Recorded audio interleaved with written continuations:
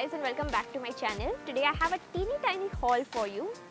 My Real Techniques haul was one of the earlier videos on my channel. It was probably about a year ago and it's one of the more popular ones as well because at that time Real Techniques brushes were not available in India. Now they are in a few places, but I'll get to that.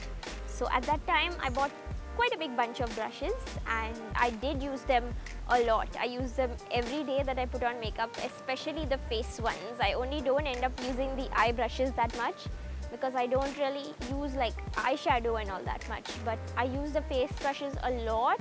Even my mum has used some of them to put on like tinted moisturizer or CC cream, and they are really good. Today I just have a few more Real Techniques brushes that I bought recently. 3 individual brushes and one little set. So I bought one of them that I wanted to buy that time but kind of forgot, and the other 3 are new brushes. They weren't out that time but they are out now. So the one brush that I wanted to buy but didn't at that time, and I even mentioned it, or I think I wrote it that I wanted this brush, is the powder brush. And look at the size of this brush. It is huge. This is a nice broad brush and it's quite sturdy, and it's got like a wider base, so like some of the other individual brushes it can stand on its own. And this part, the actual brush part, the bristles are quite wide and spread out, and I think they've got just the right density that you need for a powder brush. I don't like when sometimes powder brushes are like ridiculously sized. You do get powder brushes that are sometimes like almost as big as your face, and but this is, I think, a nice size, and it's not too dense but it's not too like spread out either. This brush I haven't used yet because I wanted to show it to you guys new, and because the bristles are white tipped, the moment I start using this for any actual powder, this is going to start looking really dirty. This will be great for either loose powder or even pressed powder. If I'm going very light, I just put concealer and then some powder on top, and if I'm going like a little bit heavier, I will use this to set my foundation. Moving on, a few months after I ordered my brushes last year, they came out with a bunch of retractable brushes. I think there were 3 retractable brushes, and these are of course especially for carrying around with you in your purse. So I bought 2 of them. I bought the retractable lip brush and the retractable kabuki brush. There's also the retractable bronzer brush that I didn't buy. Now these are really nifty because if you carry brushes around with you in your purse, you know that you usually have to put them in like a pouch before that, and then too sometimes the bristles get kind of damaged and they get dirty. So these are nice because they are just at the right size, and they've got this lid that keeps the bristles like shut but also safe and clean, and you get the idea. I've been using the retractable lip brush quite a lot because I don't usually use lip liners, and sometimes with lipsticks I have trouble finding like my lower lip line. The upper lip of mine is quite well defined and I don't have any trouble applying the lipstick throughout the upper lip, but sometimes with the lower lip, at some parts I can't properly tell like where lip ends and where face starts. So I just need to make a line. So with whatever lipstick I'm using, like this is the L'Oreal Infallible one in Forever Fuchsia, I just put this on the lipstick and create my lip line first, and then I apply the lipstick as necessary.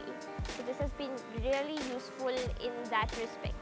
And the retractable kabuki brush I have just been using as a powder brush on the go.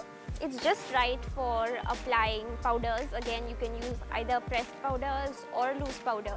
I don't like using the sponge that you get in powder compacts that much, so I prefer using this brush instead, and I use it to powder during the day if any part of my face looks oily, and again it is really nice. I think that you can use this for liquid products as well, like foundation, but I don't think I'm going to do that. I really like the way that these shut. They're devised in a nice way so that the bristles don't get damaged. When you want to shut it, just this little ring here, just pull this up and the bristles are guarded. Then take the lid and just put it on top, and that ring thing goes down, but the bristles are all kept safe. The last one that I have to show you from Real Techniques is a set, and you might have seen this already if you watch my vlogs, but this is the mini brush trio. There are 3 brushes in here: the mini foundation brush, mini face brush and mini shader. I just admittedly bought them because I thought they looked so cute. Like, just look at how tiny they are.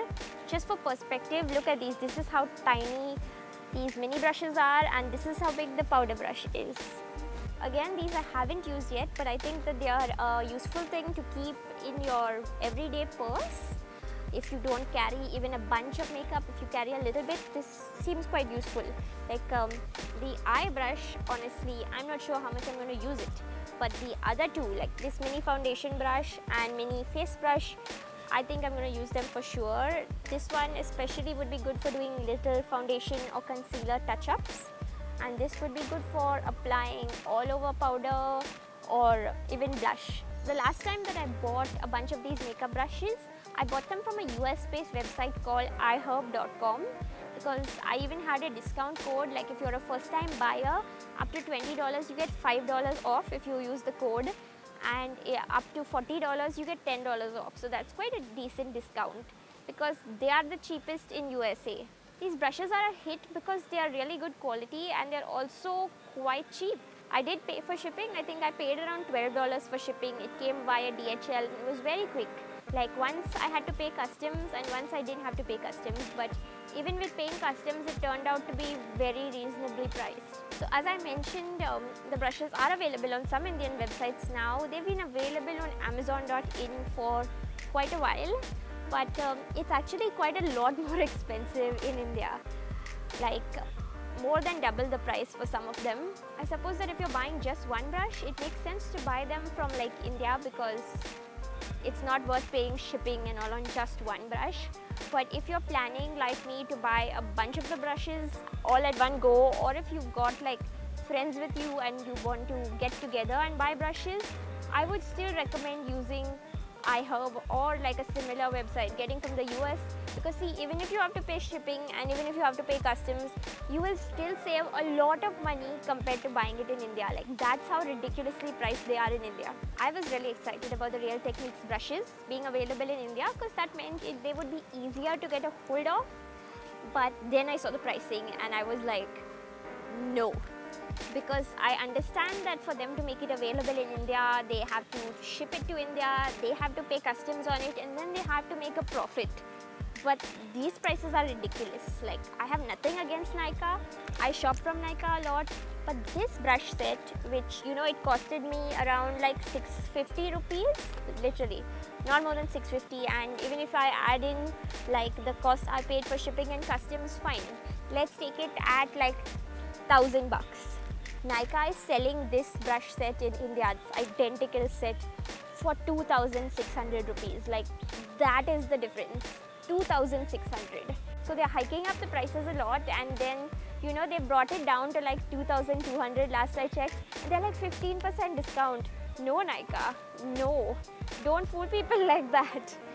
I was so annoyed when I saw that. Like, don't buy your brushes from them because that pricing is insane. That's all that I have for you today. So thank you for watching, and as usual, any questions or comments, leave them down below. If you enjoyed this video, give it a thumbs up and please subscribe to my channel. See you in my next video. Bye.